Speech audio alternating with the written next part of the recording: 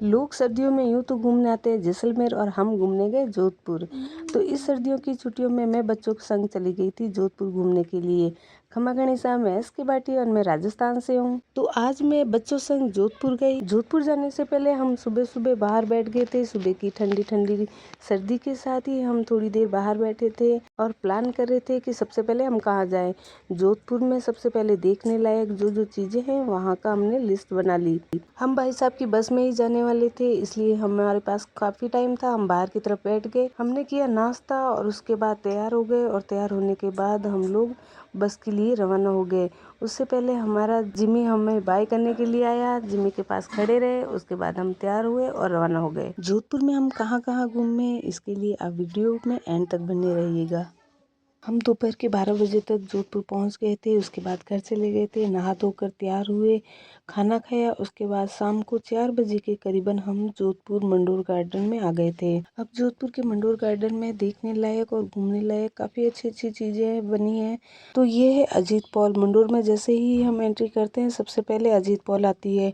उसके अंदर से जाते हुए हमें आगे जाना होता है। उसके बाद यहाँ पर सबसे पहले देवताओं के साल, उसके बाद में काला गोरा भैरू जी, फिर म्यूजियम घूमने के बाद यहाँ पर बच्चों के एंटरटेन के लिए कुछ ऐसी चीज़ें बनी हुई थी जिनसे बच्चों की एक्सरसाइज भी हो जाती है और बच्चों का एंटरटेन भी हो जाता है। यहाँ पर टिकट लेकर हम बच्चों को एंट्री दिलवाते हैं। उसके बाद बच्चे अपने मन पसंदीदा जो भी यहाँ पर बच्चों की खेलने लायक जो चीज़ें होती है वहाँ पर ये लोग एक्सरसाइज कर लेते हैं। जैसे कि सबसे पहले बच्चों को जाते ही कोई जंप करनी होती है।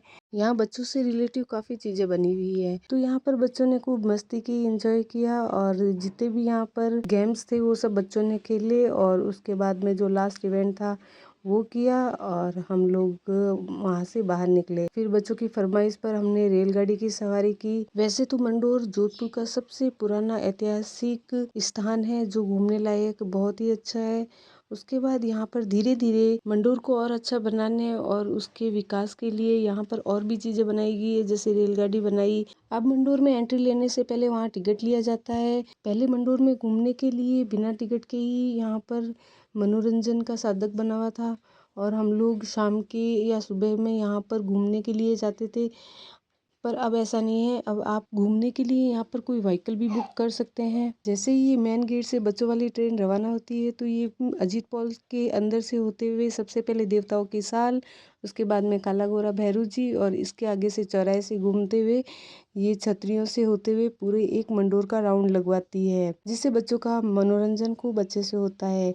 ये सामने जो आप देख रहे हैं ये मंडोर का एक थंबा है। ऐसे ही मंडोर में खूब सारी ऐसी चीज़ें बनी हुई है जो मनोरंजन से भरपूर है। मंडोर में ही एक ही जगह पर काफ़ी सारी ऐसी चीज़ें हैं जो देखने लायक है।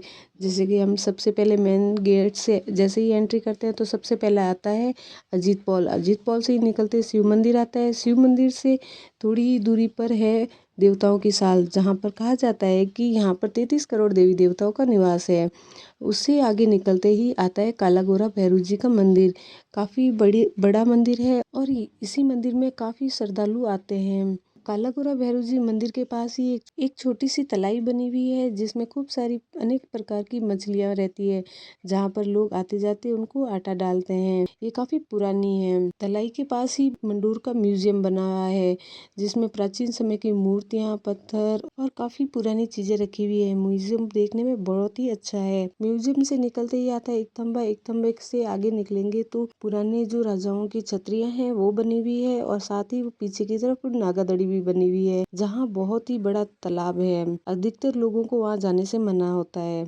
पूरा मंडोर देखने के बाद, घूमने के बाद हम लोग आ गए थे शाम को घर। शाम को घर आते हुए हम लोगों का प्लान बना कि हम लोग पाव भाजी बनाएंगे।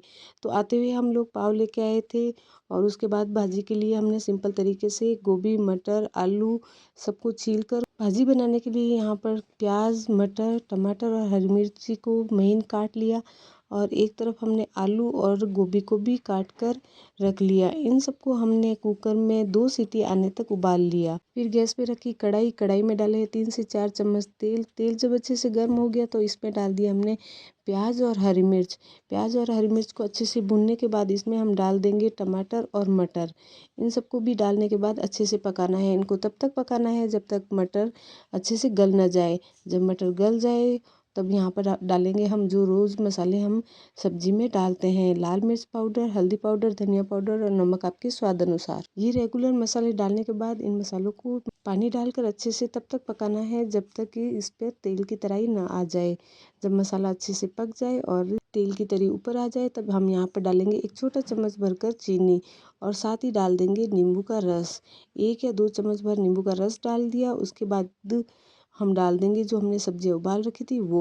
सब्जियां डालने के बाद इनको अच्छे से मसाले के अंदर पकाना है। 5 से 7 मिनट तक इनको पकाने के बाद तैयार है हमारी पाव भाजी। खूब सारे धनिये और नींबू के साथ इनको सर्व करें। पाव भाजी खाने के बाद हम लोग रात को सो गए और ये है अगले दिन की सुबह। और इस दिन हमें जाना था 2-3 जगह हमें घूमने के लिए जाना था। तो सबसे पहले हम लोगों ने एक टैक्सी बुक की जिससे हमने पूरे दिन का किराया दिया और जहाँ जहाँ हमें घूमना था एक जगह का उसने 300 रुपये चार्ज रखा। सबसे पहले हम लोग गए थे उम्मेद पैलेस। उम्मेद पैलेस जोधपुर के राजा महाराजाओं के घराने का आवास स्थल है। तो यहाँ पर म्यूजियम भी काफ़ी बड़ा और अच्छा बना हुआ है। तो सबसे पहले हम यहीं आए थे देखने के लिए। तो यहाँ पर भी आने से पहले हमें टिकट लेना होता है और ये आप सामने देख सकते हैं उम्मेद भवन का पूरा डमी बना हुआ है। उम्मेद पैलेस के एक भाग में म्यूजियम बना हुआ है तो दूसरे भाग में यहाँ के महाराजा का आवासीय स्थल है। इस म्यूजियम में सबसे पुरानी चीजें रखी हुई है।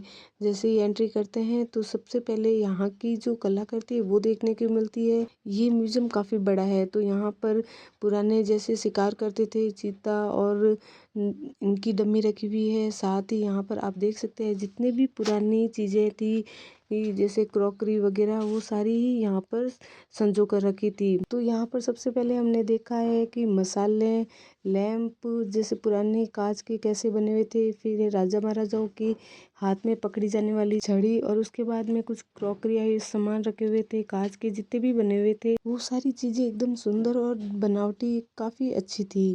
उसके ही बाद में अगले ही पार्ट में हम जब जाते हैं तो वहाँ पर बहुत सारे पुरस्कार देखने को मिलते हैं। और आप अब देख रहे हैं तो ये रानी शाह के साजो श्रृंगार की जितनी भी चीजें थी वो रखी हुई है जैसे ड्रेसिंग कांच, बैठने के लिए स्टूल आदि। तो म्यूजियम की उस रूम से निकलने के बाद दूसरे रूम में जब एंट्री करते हैं तो वहाँ रखी हुई है राजा महाराजाओं की जितनी भी पुरानी तस्वीरें थी वो भी काफी अच्छी थी। तो महाराजा गजय सिंह, रानी शाह और इन सब की तस्वीरें काफी अच्छी थी और साथ ही सुंदर गुलदस्ते और ये भी सजा के रखे हुए थे।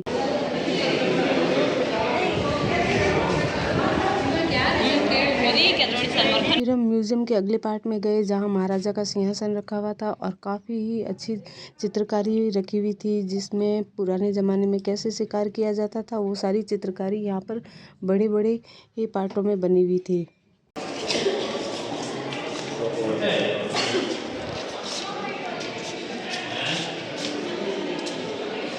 म्यूजियम के चित्रकारी घराने से निकलने के बाद हम पहुंच गए थे जहां पर प्राचीन समय की बहुत सारी घड़ियां रखी हुई थी। सारी घड़ियां बहुत ही पुराने समय की और कलाकृति से भरपूर थी। घड़ी वाले इस रूम में हमें प्रत्येक तरह की घड़ियां देखने को मिली। पुराने ज़माने में जो राजा महाराजा जैसी घड़ियों का इस्तेमाल करते थे वो सारी घड़ियां यहाँ पर हमें देखने को मिली।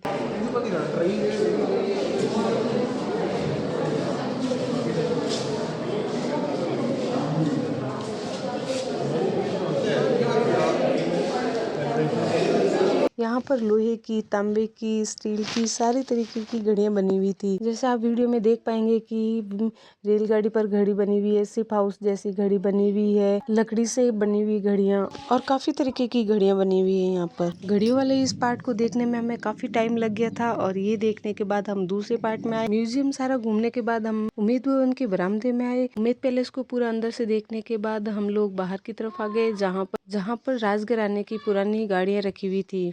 जोधपुर के उम्मेद भवन के बारे में बताया गया है कि ये दुनिया के सबसे बड़े निजी आवासों में से एक है जो सुनहरे बलुआ पत्थर से बना हुआ है। ये रेगिस्तान के सुनहरे शहर जोधपुर की शान है और शाही शान शौकत का प्रतीक है। यह कला और इतिहास के संगम का एक बेजोड़ नमूना है जिसे लोग प्यार से चित्र पैलेस भी कहते हैं। इस भव्य महल की नींव 18 नवंबर 1920 को महाराजा उमेश सिंह ने रखी थी। इसके पीछे भी एक मानवीय कहानी है। जब मारवाड़ में भीषण अकाल की चपेट में था, तब महाराजा ने अपनी प्रजा को रोजगार देने के लिए इस महल का निर्माण लिया था। उम्मेद पैलेस को बनने में ही 16 साल लग गए। इसे बनाने में मकराना के संगमरमर और बर्मा की सागौन की लकड़ी का प्रयोग किया गया है। इस महल में 347 कमरे हैं और सारे ही कमरे एकदम भव्य रूप से संजोए रखे हैं।